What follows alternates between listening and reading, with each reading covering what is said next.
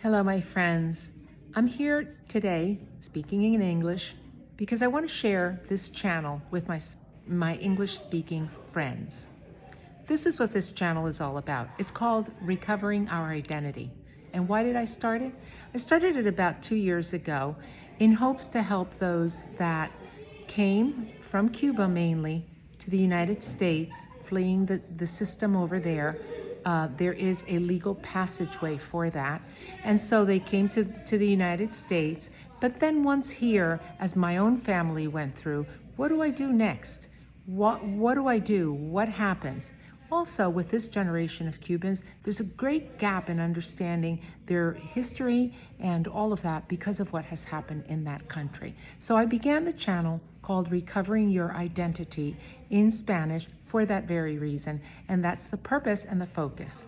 With that said, I also started to realize that while there is tons of really amazing information by other YouTubers and podcasters that do fabulous work in sharing the Cuban experience and what is happening there now, I realized that we Cubans have been, for the past 65 years, inside an echo chamber of conversations with one another. So you want to know something that's going on, someone like me would go and find out. But because of the language barriers, many questions remain unanswered and many topics have not been addressed. And many things the English-speaking world doesn't really even know. Why? Because there's nothing really available for them as far as quick, short information over the island nation that is really an oppressed nation and has been for many years, but now more than ever.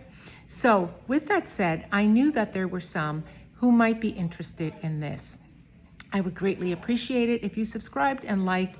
There's going to be a lot of Spanish content because my goal still is to help educate these people who are non-English speakers to come and become part of our beautiful melting pot here in the United States, help them understand what's going on around them, and just help them get an understanding of more of American culture, if you will. And that's my hope. And then on the English-speaking side, my hope is that you'll understand a little bit more. Well, let's just say today, I want to start with you. Why is Cuba important? It's not part of the United States. I mean, who cares, right? Yeah, I feel bad for these people, but why is it important? Well, Cuba is the largest island in the Antilles, in the Greater Antilles.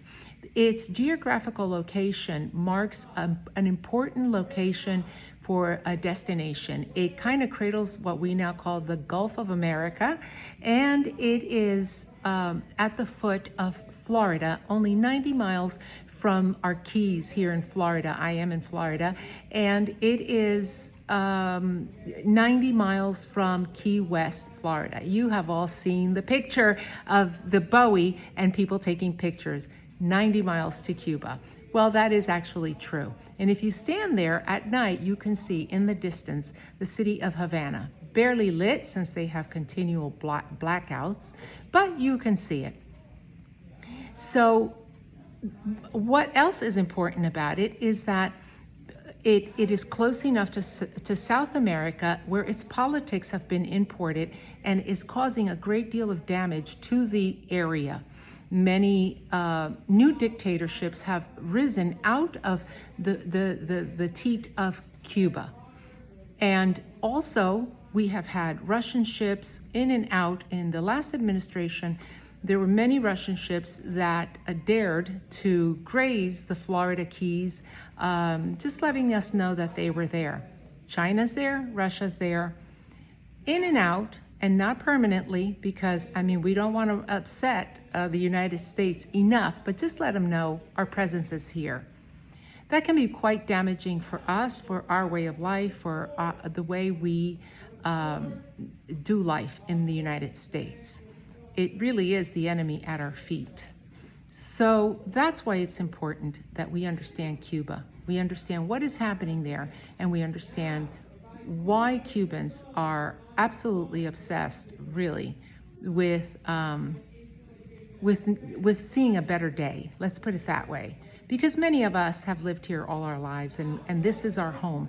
And so we're not going anywhere. I mean, I've been here since I was a child. My sister was a toddler when we came to the United States. So it's not like we're looking to leave for home. This is home, and many Cubans feel that way. But do we want to see a better day for Cuba? Absolutely we do. And I think that's something that our English-speaking friends may know, but maybe not know. I hope to be able to clarify that. So I'm going to leave you today with a little bit of background when it comes to Cuban Americans in particular, because there are Cubans all over the world, by the way. The Cuban Americans are super excited about here. Most, anyway, depending on your politics, but most, is our new Secretary of State, Marco Rubio. Why are we all excited about him? Well, he's American. He's born in the United States, but he's of Cuban descent. Born and grew up in Miami. So he speaks Spanish fluently. He is very, very Cuban in many ways. Why is that exciting? Exciting for us that he is, I mean, he's going to be working for the United States. So that's very clear. He's not a proxy for anybody. He is working for the betterment. But have you ever been from one state and moved to another, like in my case, and then suddenly you find out that the place that you're in, or your favorite restaurant, the owner is from your old state, and you feel like, yes, he's part of the team. And that's kind of how Cuban Americans feel about Marco Rubio. Like, wow, look at this, one of our very own is still working for the United States. We want him to work for the United States, to do his job and do it well, but somehow there's an identification with him because of his background. I'll tell you something else, and I'll leave you with this. When Marco Rubio speaks in Spanish, not only is his accent very Cuban, he speaks and thinks like one of us, like a Cuban. And so even though he is speaking to everyone and everyone understands it, there's that extra little something like, look at that, he's one of us. And that's what makes it we're really, really proud of the fact that he is where he is, and he's made it to where he's made it. And if ever the conversation about Cuba rises on the national stage, he will be there because he understands it intricately, and he'll know exactly what needs to happen, what needs to be said. He doesn't have the final say, but he will represent us well. So anyway, I hope this helps, and I hope you enjoy this little time together. I will on occasion be speaking a little bit more about different topics, different things, to help bridge, just be a bridge between that Spanish and English barrier. But we all have the same things in mind and the same heart towards a lot of good things. We want good things for our families. We want good things for our nation, the U.S., and we want all of us to prosper in every possible way. Hope you enjoyed this. Thanks for listening.